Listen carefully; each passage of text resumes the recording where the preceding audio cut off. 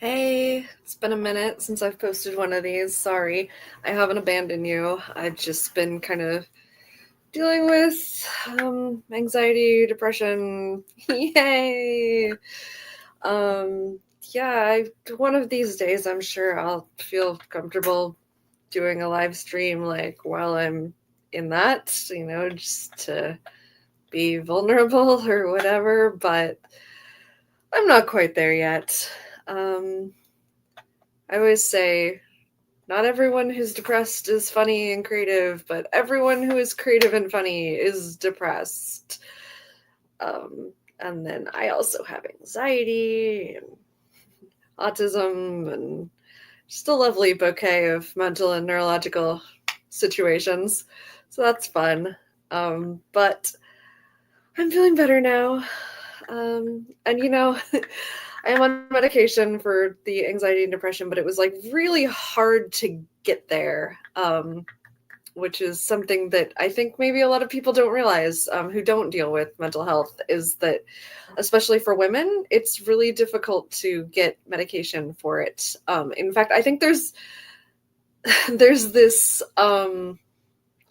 prevailing point of view that like somehow mental health meds are overprescribed, and that has been the opposite of my experience. There have been multiple times in my life where I have gone to a doctor and been like, "Hey, I think that I'm feeling depressed. I'm feeling anxious. I've got whatever," and just been completely dismissed. Sometimes it's like I've gone in because my depression has felt worse to me than it had before, and they'll ask me questions about what's going on in my life, and they would come to this conclusion that hi that somehow I wasn't depressed. It was just because of such and such event that had recently happened, and like, well, just if it persists, come in, and like,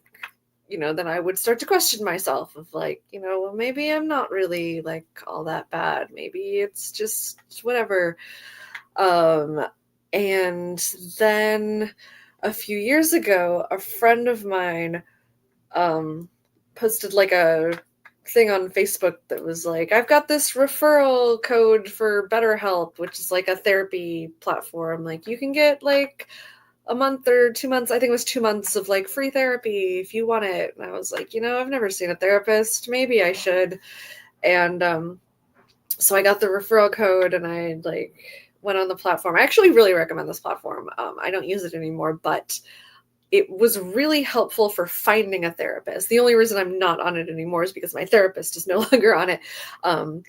But it was really nice to be able to like they asked you all these questions. Like, it was very thorough of like what you're looking for in a therapist and like what your concerns are, and like it asked, do you want a therapist who's like okay with cursing? And I was like, yes. Do you want a therapist who's like religious? No.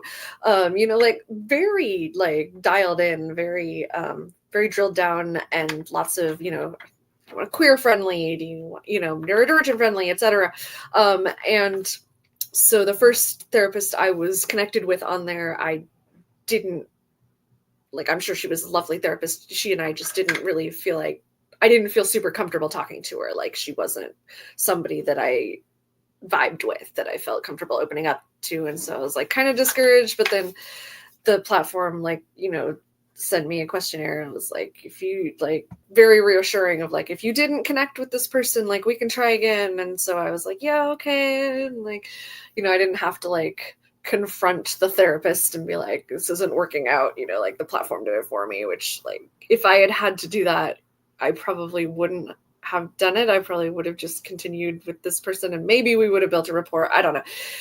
It's moot because I didn't have to do that. And so I felt very comfortable just being like, no, let's find someone new. And the second one, they connected me with, I connected with right away. And like, I've been, seeing her as therapist ever since. And so that, that led to, me being diagnosed with autism because I felt comfortable opening up to her and being like, I've thought maybe I was for a long time, but every time I would say something, people would be like, no, you're not, because of such and such. And she herself is autistic and ADHD, and she was like, no, you know what, I think you're probably right. And I was like, oh. And then she recommended a website to go to, which embraceautism.com. If you're curious, it's embrace-autism, and I again highly recommend them as well. They have a lot of like free tests you can take that are like the same tests that you take in your formal diagnosis process, but you don't have the obviously the advantage of the professional person doing the like analyzing the results with you, but it still gives you results of like, kind of tells you if it's worth it to you to get a formal diagnosis. Although personally, I wouldn't right now because of, at least if you're in America, because of, all the bullshit going on, I would hold off. But taking those tests is still definitely helpful, because if you can self-diagnose, you can kind of understand your brain better.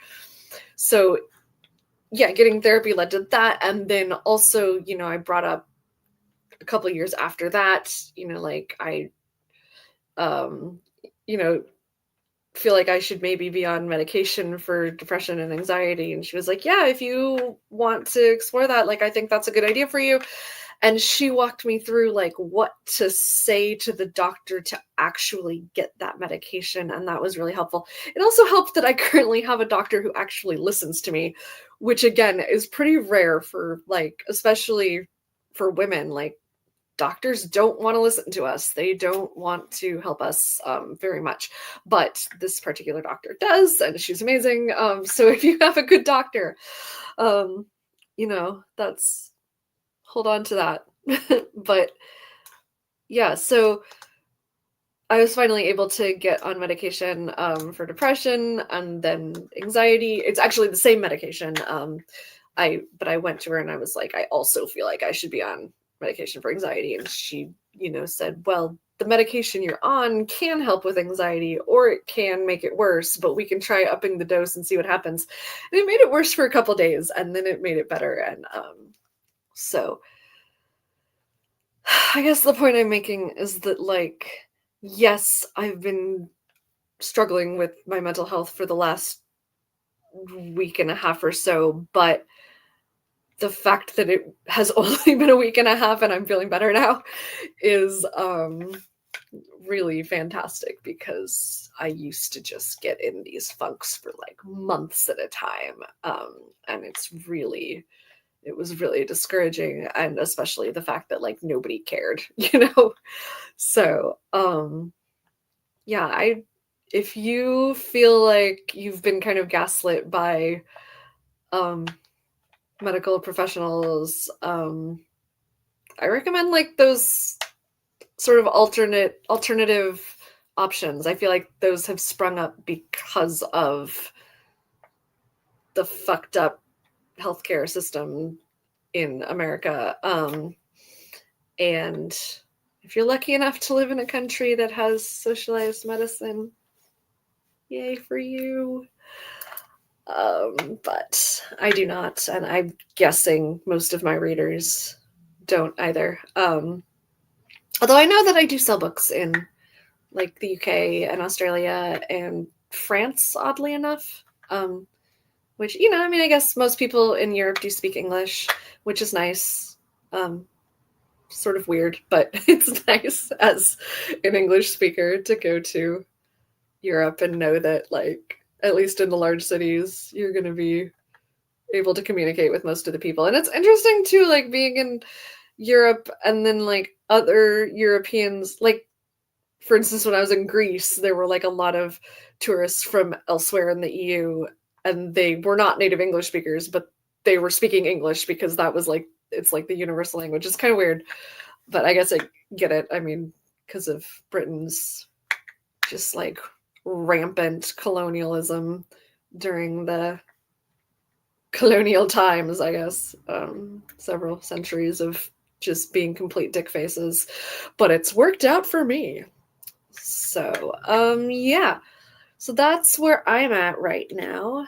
And hopefully, I know that there's been talk in our current administration about taking away mental health meds, which I 100% think is because they know that most the people who are on mental health meds are creative and critical thinkers, and that it will be pretty much debilitating for us if we're off them. And in fact, many people will just, straight up fucking die because suicidal ideation is real. And when you're not on your meds, it is hard to resist. I managed for 30 odd years and I don't want to go back to having to do that. It's really fucking hard. But yeah, so let's all resist that bullshit. And so I'm going to be traveling the next couple of days. I'm going to be heading to a writer's retreat in Idaho. So expect some new backgrounds for my streams. And I'm hoping to have time to do some streams, but my priority is going to be writing and hanging out with other authors, and that'll be fun. Ooh, maybe I'll have like another author or two get on here with me, like not with the dual thingies, but like actually like on here together. Or maybe it would be easier to just like sit at a table across from each other with the cameras on. I don't really know. I mean, there's not that much like space in the camera view. I don't know. We'll see. We'll see what happens. It'll be fun. I'm looking forward to it. This is the second year I've gone to this retreat. And it's lovely. If you're an author or other creative person and you have the opportunity to go to a gathering of people in your field, I highly recommend it. It's lovely.